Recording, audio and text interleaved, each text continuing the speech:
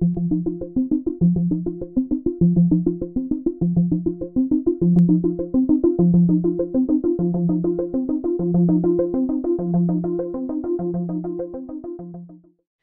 et bienvenue au Festival Vegan de Montréal 2021 présenté par le groupe Christian Ventura. Mon nom est Alexandra Bandéan, je suis une artiste végane basée à Montréal et ça me fait plaisir d'animer les démos et les conférences cette année. La vidéo qui suit est une vidéo animée étudiante et elle s'intitule « La planète au menu ». La production animale est une entreprise gargantuesque aux multiples ramifications. En comprenant mieux la situation d'un point de vue macro, la vidéo a comme but de vous introduire au sujet pour vous aider dans vos choix futurs.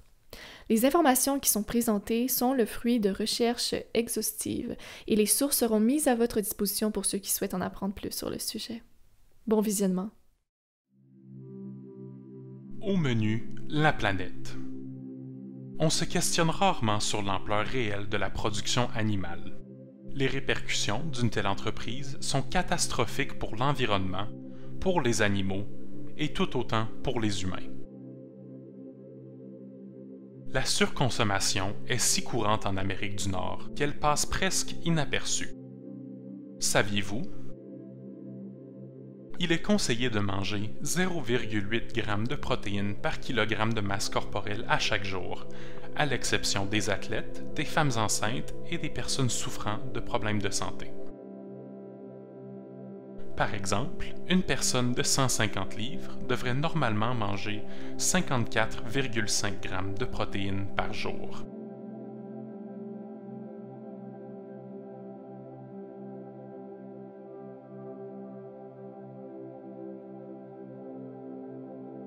« 7 hommes sur 10 et 5 femmes sur 10 consomment trop de calories. En réalité, les Canadiens mangent environ le double de protéines recommandées. La majorité est d'origine animale. Cela entraîne une surconsommation de calories chez plus de la moitié des Canadiens. 9% de la population mondiale souffrait de la faim en 2018. Cela équivaut environ à 18 fois la population du Canada, soit 678 millions de personnes. Saviez-vous que la surconsommation s'applique aussi à l'espace qu'on utilise?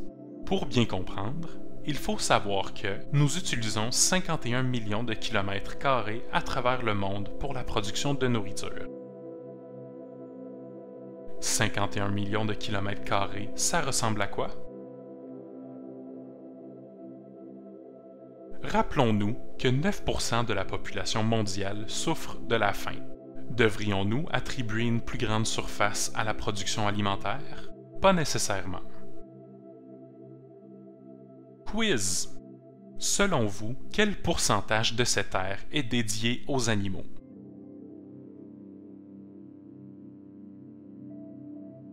« 77% est dédié aux animaux d'élevage, tant comme pâturage que pour cultiver leur fourrage. Toutefois, ces animaux produisent seulement 37% des protéines consommées à travers le monde. 23% des 51 millions de kilomètres carrés sont utilisés pour nous nourrir directement. Cette superficie produit 63% des protéines consommées dans le monde. La production animale utilise donc beaucoup d'espace cultivable pour combler une fraction de nos besoins. Serions-nous en mesure de nourrir le monde si une partie de ces terres était utilisée pour de l'agriculture traditionnelle? La réponse est peut-être ici. D'année en année, les ressources planétaires s'épuisent au fil de notre utilisation irréfléchie de celles-ci. D'ailleurs, le domaine de l'agriculture utilise à lui seul une quantité impressionnante de ces ressources planétaires, telles que l'eau. 5 83 800 litres d'eau sont nécessaires en un an pour faire vivre une vache. Cela équivaut à la consommation d'eau annuelle de 63 Canadiens. 99% de l'eau utilisée pour une vache sert à faire pousser le fourrage qu'elle consomme en une année.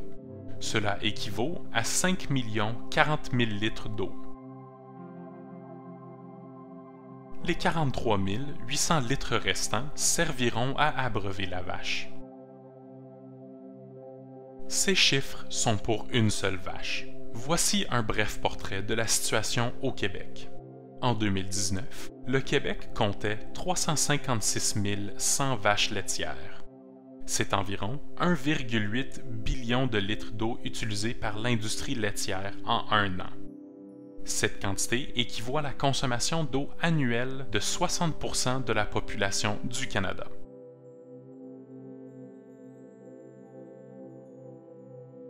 Et si l'empreinte écologique de nos produits nous était divulguée? Voyons de quoi aurait l'air le rayon des produits laitiers. Produire 1 litre de lait de vache utilise 600 litres d'eau et produit 2,5 kg de gaz à effet de serre. C'est comme passer 79 minutes sous la douche et conduire 12 km en voiture. Produire 1 litre de lait d'amande utilise 350 litres d'eau et produit 0,75 kg de gaz à effet de serre. C'est comme passer 46 minutes sous la douche et conduire 3,6 km en voiture.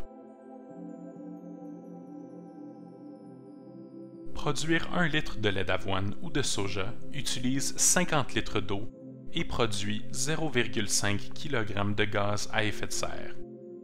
C'est comme passer 6 minutes et demie sous la douche et conduire 2,4 km en voiture.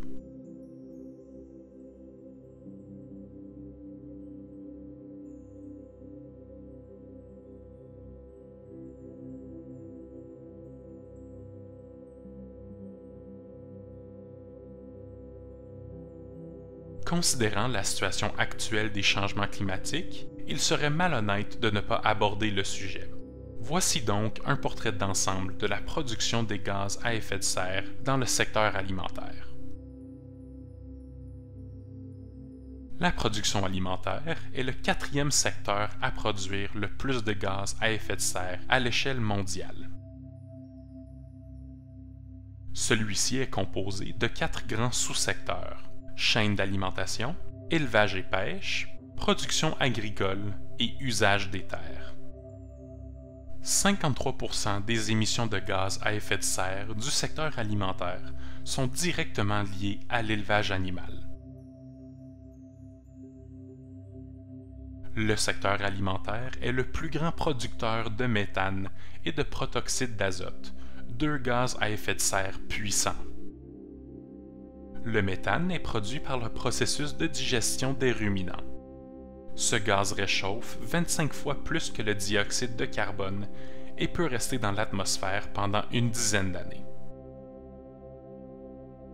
Le protoxyde d'azote vient quant à lui de l'utilisation d'engrais chimiques et organiques.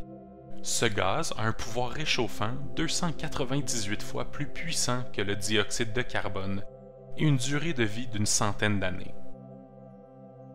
Chaque aliment a une empreinte écologique plus ou moins grande. De façon générale, les produits d'origine animale ont une empreinte plus lourde que les produits végétaux. De petits gestes quotidiens peuvent faire la différence.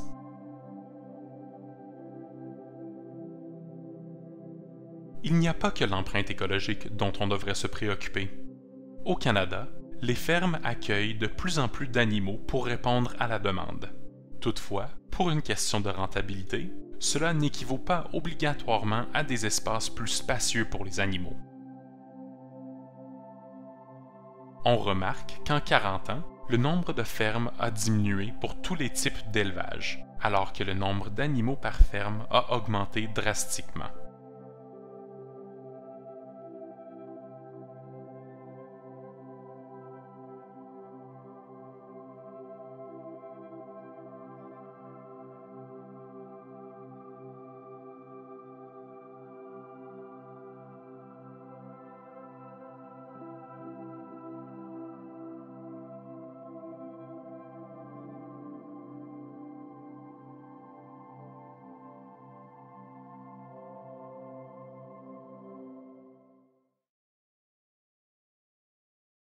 À la lumière de ces faits, il serait idéal que la population mondiale ajuste sa consommation de viande et de produits d'origine animale. Un tel mouvement de masse commence avec un seul et unique pas dans la bonne direction. Voici donc quelques outils qui pourront vous aider à évaluer votre situation et vous donner des idées sur des changements simples à vos habitudes de vie. Chaque année, une personne suivant la diète standard américaine utilise en moyenne 0,96 hectares de terres agricoles et produit 1,4 tonnes d'équivalent de dioxyde de carbone.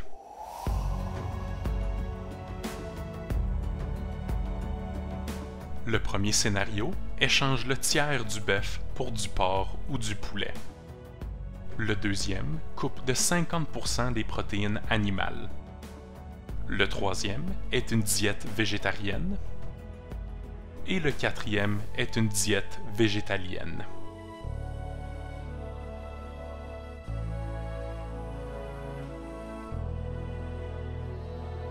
Savez-vous si vous consommez trop de protéines ou de calories? Vous pouvez utiliser les applications suivantes pour le savoir.